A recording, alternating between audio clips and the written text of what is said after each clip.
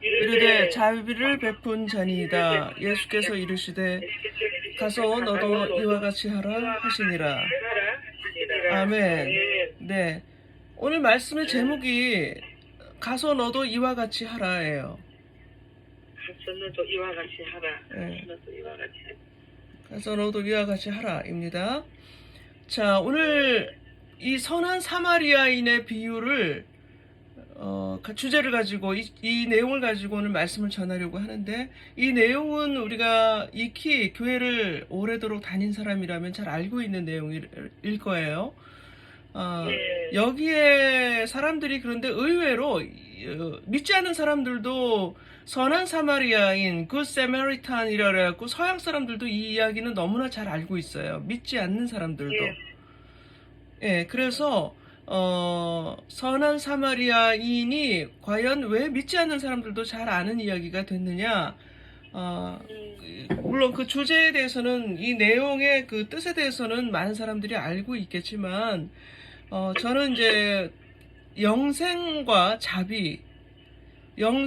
자비라고 하는 두 가지의 그 개념을 중심으로 해서 오늘 말씀을 전하려고 합니다. 예, 여기에 제일 처음에 등장하는 사람이 있는데 그가 누군가 하니 율법 교사라고 되어 있어요. 그래서 율법 교사는 알다시피 하나님의 말씀을 그 시대에, 구약서부터 예수님의 시대까지도 하나님의 말씀을 연구하고 그 연구한 바를 말씀을 잘 알지 못하는 일반 대중들에게 하나님의 말씀은 이러한 것입니다 라고 가르치는 사람들을 말하죠. 예, 그래서 이들은 하나님의 말씀, 토라라든가 탈무드, 하여튼 모세오경이라든가 이런 하나님의 말씀을 잘 아는 연구자였어요. 그러니까 율법 교사인 이 사람이 예수님께 나와왔다는 얘기는 그 말씀이 궁금해서 나왔다라고 우리가 생각할 수 있겠지만, 25절에 뭐라고 돼 있냐면은 예수를 시험하기 위해서 나왔다고 돼 있죠. 그러니까 이 율법 교사의 속마음은 뭐냐면, 내가 하나님의 말씀을 모름지기 자고로 명색이 가르치는 교사란 말이야.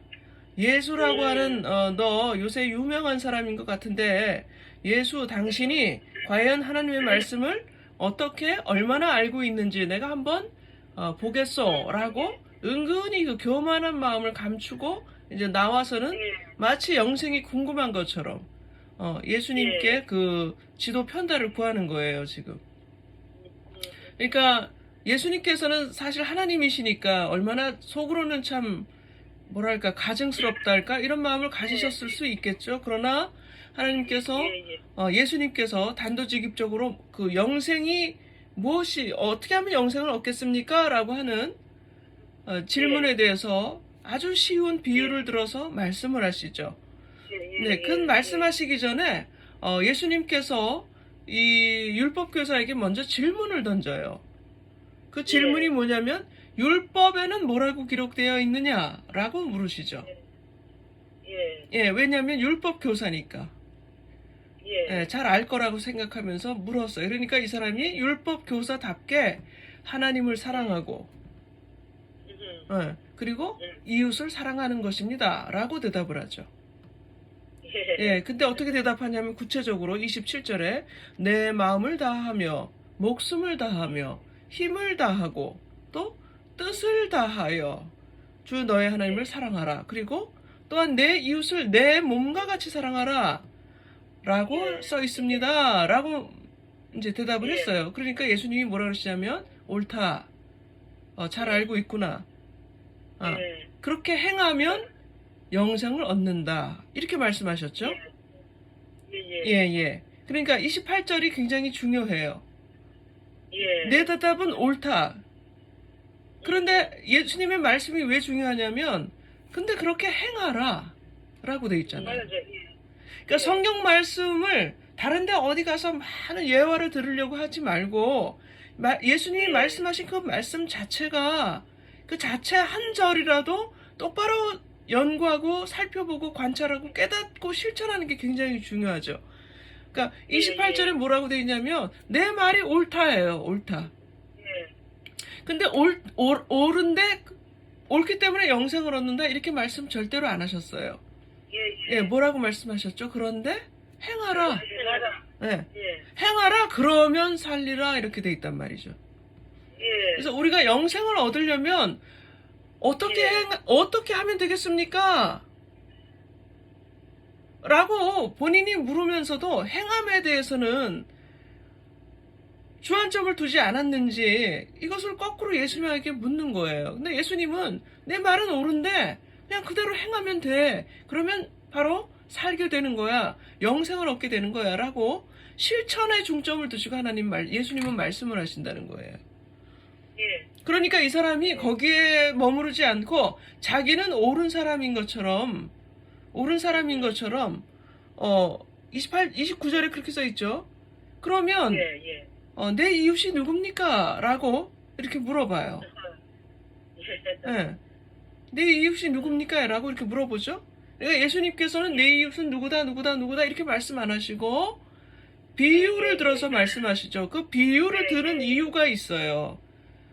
뭐냐면 너가 이웃이 누군지는 잘 알 거다. 그러나 너는 그 이웃에 대해서 과연 얼마만큼 행하고 있느냐? 예. 행하지 못하고 있다라는 것을 전제로 하고 예수님께서 비유를 선한 사마리아인의 비유를 끌어다 쓰시는 거예요, 지금. 예. 그러니까 예수님이 이 비유를 들으실 때에는 이미 율법 교사인 너에게는 행함이 부족하구나 라는 것을 강조하시려는 의도로 이 말씀을 구체적으로 이제 보여주고 계시다는 거죠. 왜냐하면 29절에 자기를 옳게 보이려고 이렇게 말을 했다는 거예요. 근데 예수님은 옳게 보이는 것이 과연 무엇인지에 대해서 righteousness, 영어로 얘기하면 righteousness인데 올바름이 과연 무엇이냐? 그것은 곧 행함이다.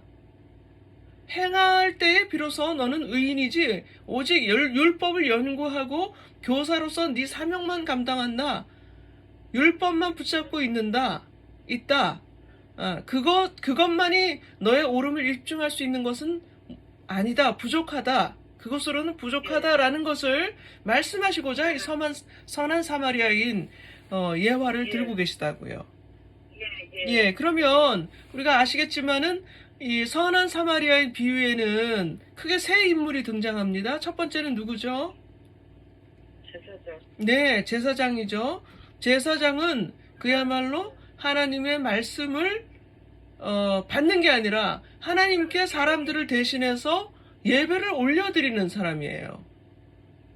예, 그런 직분을 맡은 사람들이죠. 굉장히 중요하고 아무나 제사장이 될 수 없어서 제사장은 아론의 후손, 레위 지파 이렇게 쭉 하나님께서 족보상으로 지정해 놓은 그 가문에서만 제사를 드릴 수 있게 해 놓으신 그런 거룩한 직분이라는 거죠. 네, 그러니까 아주 성결해야 되고 하나님의 성물을 함부로 다뤄서는 안 되고 아무나 하나님의 성소에 들락거리면서 더러운 죄를 회개하지도 않은 상태에서 제사를 드리지도 못하게끔 막는 그런 아주 중요한 그 직분자이고 사명자인 거예요.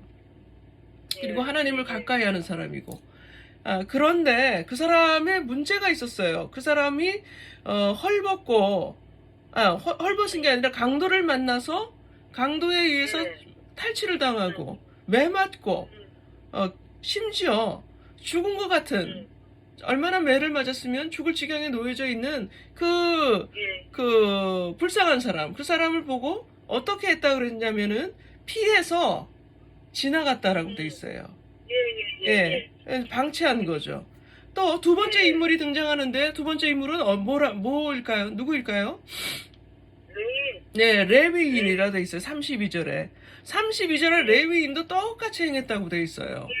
예, 레위인은 누군가요? 레위인 어떤 사람들인가요?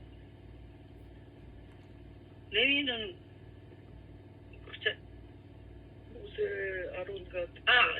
아론과 같은 그 제사장. 그렇죠. 제사장은 레위인만 할 수 있는 거지. 네, 제사장을 포함해서 제사장을 돕는 제사장 주변에서 성물을 관리하고 성물을 깨끗이 씻고 보관하고 또 하나님께 바치는 헌물, 그 다음에 그릇들, 예, 예. 각종 그 제사에 쓰임 받는 그런 귀한 그릇들을 잘 관리하고 또 주님께 바친 예. 헌물들을 11조로 이렇게 나눠서 하나님께 바치는 데에 이렇게 잘 그 조달을 하고 그리고 그것을 잘 보관하고 이렇게 또 말씀도 연구하고 또 예. 하나님께 제사를 드릴 때에 찬양을 해야 되잖아요. 예. 그래서 찬양, 예. 작곡도 하고 또 성가대도 조직하고 성가대원으로서 활동도 하고 연습하고 네, 말씀을 연구해서 그것을 가르치는 율법 교사도 돼야 되고 그런 직분들, 그러니까 하나님 일에 온전히 쓰임받는 사람들을 레위인이라고 하는 거죠.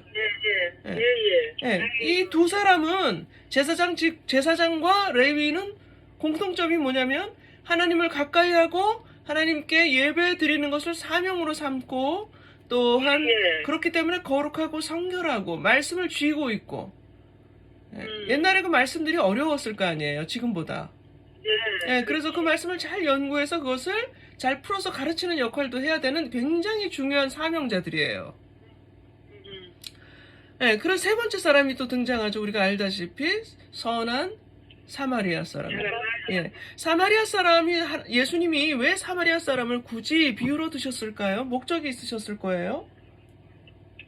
옛날에 유대인들하고 사마리아하고 사이가 안 좋았잖아. 네, 맞아요. 사이가 안 좋았는데 그 이유가 뭐냐면 유대인들은 사마리아 사람들, 그러니까 이스라엘 사람들을, 북이스라엘 사람들을 상종을 잘 안 하려고 했어요.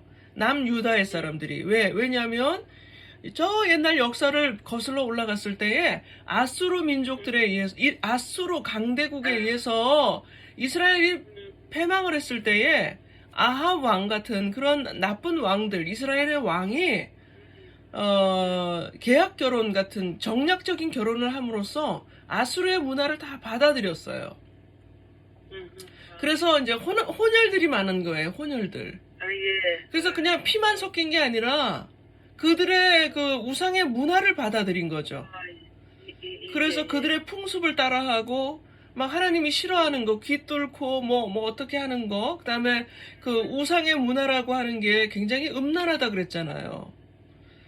우상의 성전에서 그 우상 성전에서 제사 드리는 제사장들이 창녀와 창기라 그랬단 말이에요. 그런 사람들과 섞여서 그 우상에게 절하고 하나님이 싫어하는 가증스럽다고 여기신 일들을 했기 때문에 남유다 사람들이 볼 때에는 아우 그 본데 없는 사마리아 인간들. 그래서 우리는 피만 동족이지 실제로는 동족이 아니야 라고 하면서 아주 멸시를 했어요. 싫어하는 민족들이란 말이에요. 그러니까 족속이 돼버린 거죠. 그런데 그랬던 사람이 어떻게 하다가 지금 예루살렘 지방 여리고 이 근처에 와서 여행을 다니게 된 거예요. 근데 여행 중에 이 강도 만난 불쌍한 사람을 발견한 거죠. 근데 그 사람은 우리가 알다시피 자기 돈 들이고 자기 시간 들여서 기름과 포도주를 가지고 그래서 상처를 잘 싸매고 낫게 한 다음에는 굳이 그 정도만 해도 자기 나귀 타고 여행길을 그냥 고집해도 됐을 터인데 자기는 걸어가고 자기 나귀에 그 불쌍한 사람을 태워가지고 여관까지 가서 돈까지 지어주면서 이 사람을 잘 치료해 주십시오.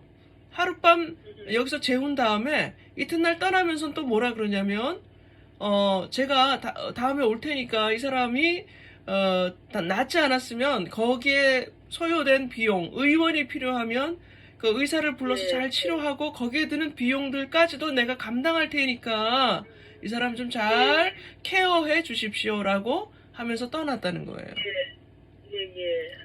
그러니까 36절에 예수님이 뭐라 그러셨죠? 너의 생각에, 율법 교사인 너의 생각에 이 세 사람, 제사장 레위인, 그 다음에 선한 사마리아인, 이 세 사람 중에 누가 네. 강도 만난 자의 이웃이 되겠느냐라고 질문을 하시죠. 예, 예. 그러니까 사마리아 율법 교사도 아는 거예요. 자비를 예, 예. 베푼 자니이다. 예. 그러니까 예수님이 뭐라 그러시냐면 그래 가서 너도 이와 같이 하라. 예, 예. 그럴 때에 너가 비로소 영생을 얻게 된다. 예, 예. 라고 주님 말씀하시는 거예요. 제가 예화를 하나 드릴게요. 예, 예. 제가 어저께 멀리도 아니고 어저께 하나님이 우연하게 예. 예. 그 서민갑부라고 하는 종편에서 그 방영하는 프로그램을 보게 하셨어요. 네, 서민갑부. 예, 서민갑부. 서민갑부란 프로그램에 이제 사장 이름이 최명숙이라는 여잔데, 예, 네, 예. 이 사람이 거제도에서 한 큰 해산물 센터, 그러니까 예, 예. 천연, 그러니까 해녀들이 바로 따온 거를 예. 자연산 뭐 전복이라든가 낙지라든가 문어라든가 각종 그런 그 귀한 것들 재료들 아주 싱싱한 걸 가지고 예, 바로 즉석에서 그냥 멍게알, 성게알 이런 걸 다 해가지고 저 예. 식당을 하는 그런 식당 예, 주인이에요. 예, 예. 그런데 예. 한 달 매출이 예. 한 몇천만 원 돼요. 그래가지고 1년에 매출액만 본인 혼자 식당 하는 것만 13억을 벌어요. 예, 예. 예, 그래서 근데 거기에서만 그친 게 아니라 자기 여동생을 불러들여요.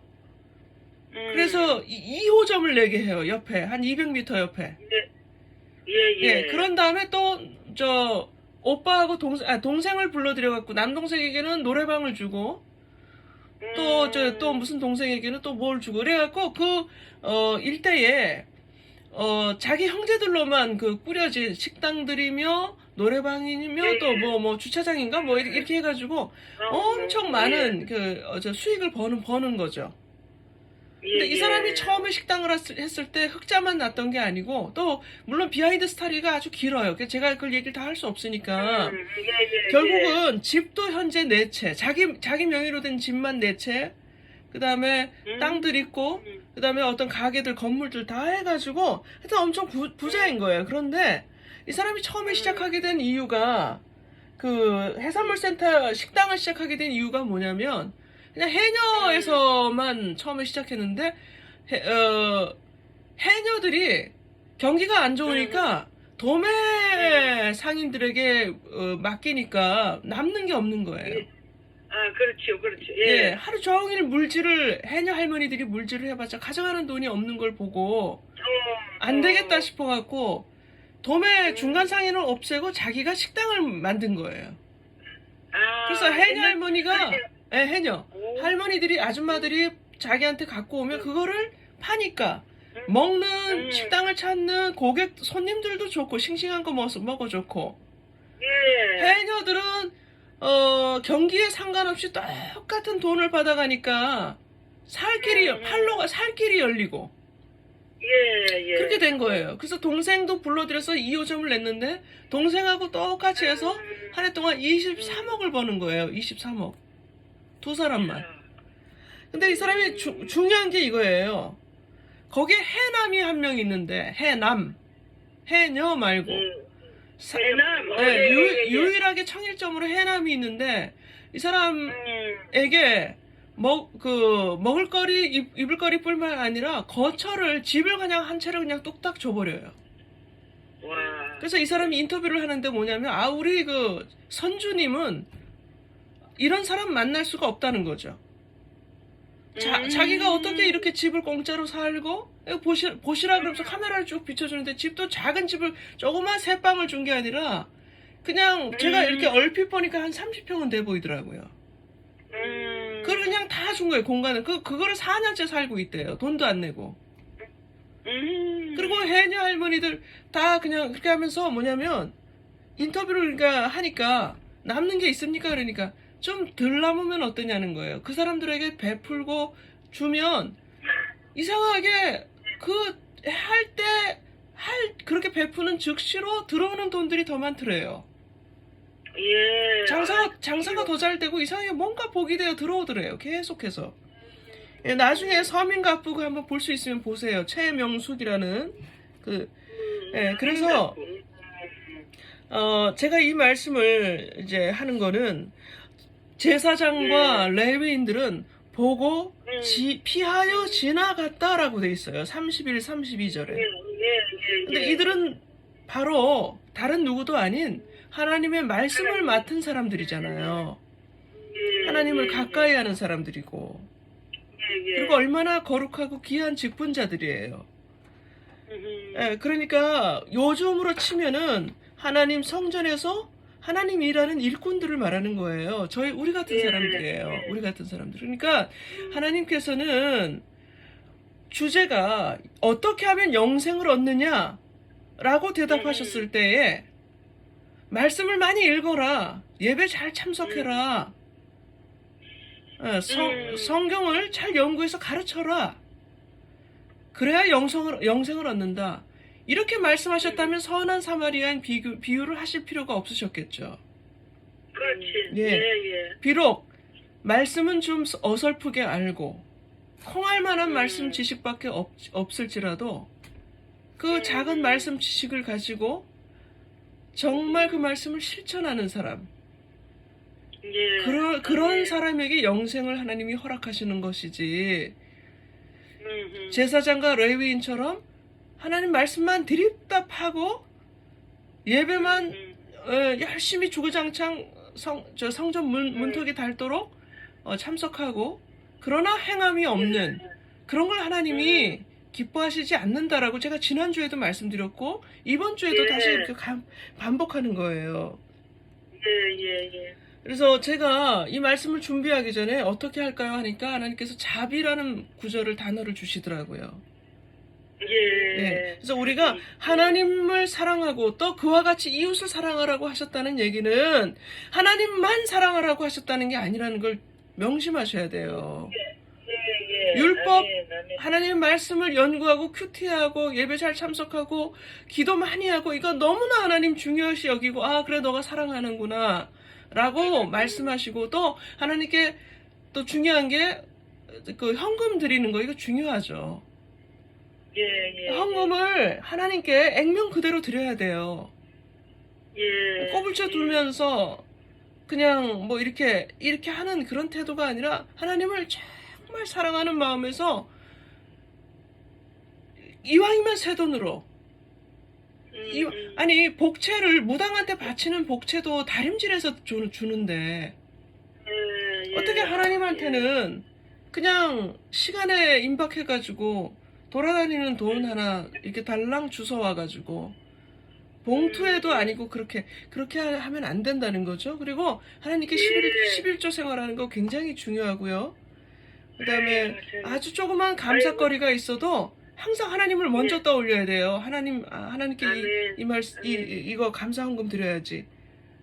그런데 그렇게 하는 것처럼 이웃들도 내 몸처럼 사랑하라는 거죠. 그래서 내 주변의 이웃들, 그렇게 도움이 필요로 하는 이웃들이 누굴까? 적극적으로 오히려 눈에 불을 밝히고 찾아 나서야 되는 거예요. 내 가족이겠죠, 우선은. 내 가족. 제가 뭐 때문에 저렇게 우울해하고 있나?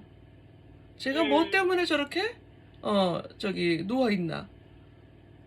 제가 뭐 때문에 저렇게 얼굴이 좀 안색이 안 좋은가, 이런 것도 살피고, 하나님께서 잠언 말씀서에 그렇게 말씀해 놓으셨던 것처럼 항상 내 소떼에 관심을 두라 그러셨어요. 내가 치는 소떼와 양떼를 적극적으로 관심을 갖고 보살피라 그러셨기 때문에 그것이 무엇인지를 항상 깨닫고, 이 한 주간도 순종이 제사보다 낫고 말씀을 듣는 것, 그냥 말씀을 그냥 이렇게 듣기만 하는 그런 것보다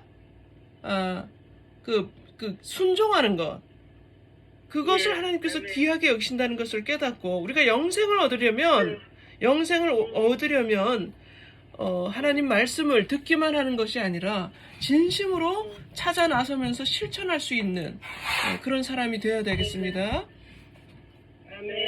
오늘 이 말씀을 기억하고 한 주간을 승리하시기를 바라겠습니다. 제가 기도하고 오늘 말씀 마치도록 합니다. 네, 기도하시겠습니다. 아이고 주여. 예수님, 율법 교사가 자기를 옳게 보이려고 또 예수님을 테스트하기 위해서 다가와서 던진 질문에 대해서 주님은 참으로 귀한 그리고 지혜로운 말씀을 하셨습니다. 가서 너도 이와 같이 하라. 가서 너도 이와 같이 하라라고 하신 그 말씀에 답이 있다고 믿습니다. 먼저는 우리가 매일매일 묵상을 하고 큐티를 하지만 그 말씀 속에서 과연 내가 붙잡아야 되고 오늘 내게 주시는 그 말씀이 무엇일까를 깊이 관찰하고 그 말씀을 정말 행동으로 옮길 수 있게 도와주시옵소서. 주변에 누워있기만 하고 하나님 말씀의 꼴을 먹지 못해서 영혼이 시들어가고 있는 내 자식들이 누구인가를 항상 살필 수 있게 해주시옵시고, 그렇게 하지 못한 자식들이 있다면 눈물을 뿌려서 참으로 아버지 하나님 통곡하고 시간을 내서 1시간씩 2시간씩 무릎이 닳도록 집중해서 글을 놓고 기도할 수 있는 목마름을 저희에게 허락해 주시옵기를 간절히 기도드리옵나이다. 가서 너도 이와 같이 하라. 그리하면 살리라. 그 말씀을 기억하며 승리하는 이 한 주 되기를 간절히 소원할 때에 살아계신 예수님의 이름으로 감사드리며 기도드리옵나이다. 아멘. 아멘.